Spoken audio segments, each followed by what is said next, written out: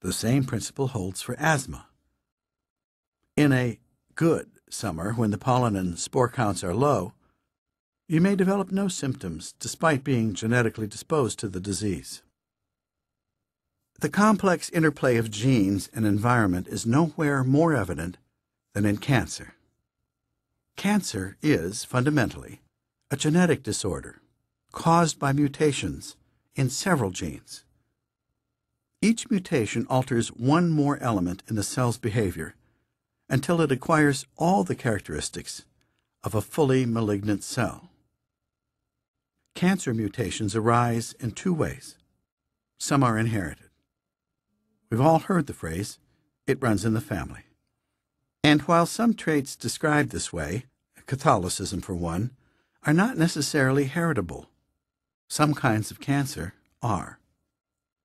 Still, the disease is so lamentably common that it is not so unusual to have 2 or even 3 cases in one family, even without a hereditary component.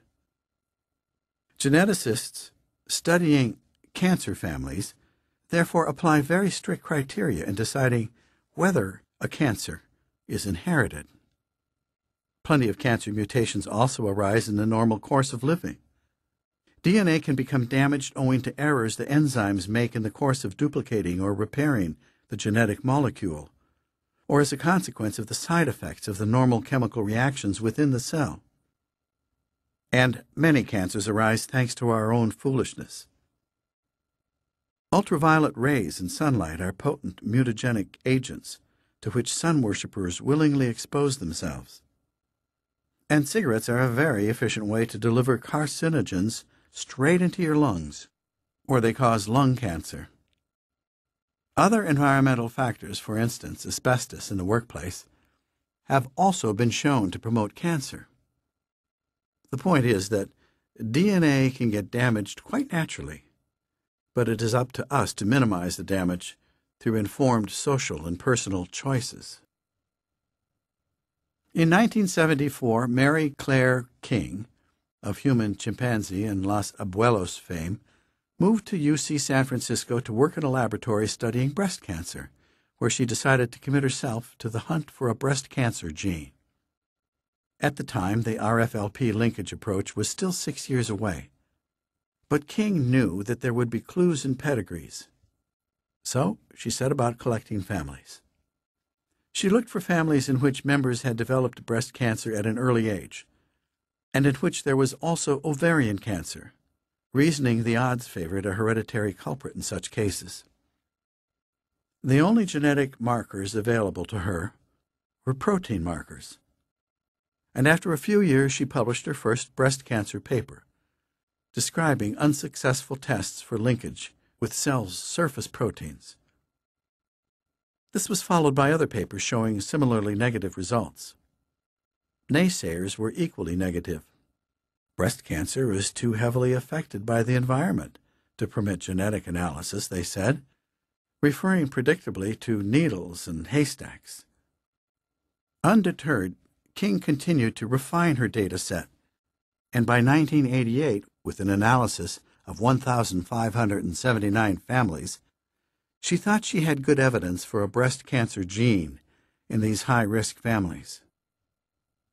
The medical world was astonished when in 1990 she reported that she had found an RFLP on chromosome 17 linked to breast cancer in a subset of 23 of her families, involving a total of 146 cases of breast cancer over 3 generations. She checked factors that might have confounded the analysis.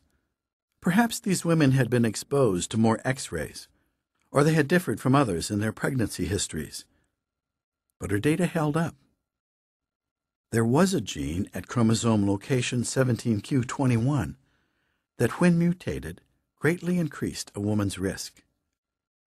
King's paper set off a race to isolate the gene itself, called BRCA1, for breast cancer 1, and an ongoing controversy about the commercial exploitation of genes.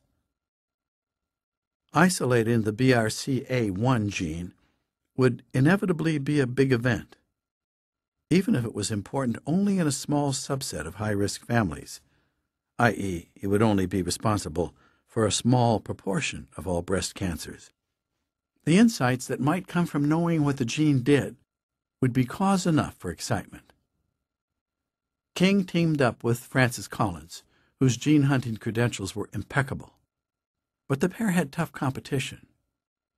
Mark Skolnick, the Utah population geneticist involved in the RFLP linkage breakthrough, formed a company, Myriad Genetics, with Wally Gilbert, whose entrepreneurial spirit had survived his uneasy tenure at the helm of Biogen. Myriad's business plan was to use the power of the Mormon family pedigrees to map and clone genes, and BRCA1 came within their crosshairs very soon.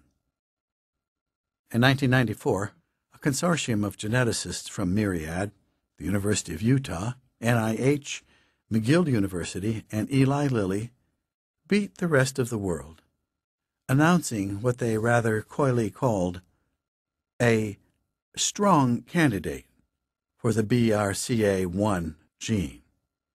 They had found it. Everyone involved filed for a patent, although Myriad initially saw to the exclusion of the NIH scientists. In 1997, Myriad's application was approved. At the moment BRCA1 was being cloned, a different consortium of geneticists, including scientists from Myriad and the Institute for Cancer Research in England, reported they had located a second breast cancer gene, BRCA2, on human chromosome 13. Once again, a race began, and within a year, the English group claimed success in isolating BRCA2.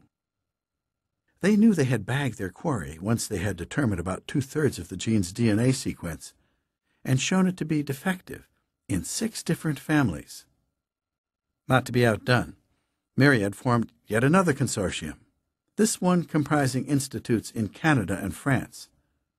Soon they would publish the complete sequence of BRCA2, a very large gene. Of course, both Myriad and the Institute for Cancer Research filed patent claims. It was clear that these were going to be commercially important genes. Mutations in them have very serious consequences for women. The risk of a woman developing breast cancer by age 70 because of a mutated copy of either BRCA1 or BRCA2 can be as high as 80%. And it has been established that the same mutations also raise the risk of ovarian cancer to as high as 45%.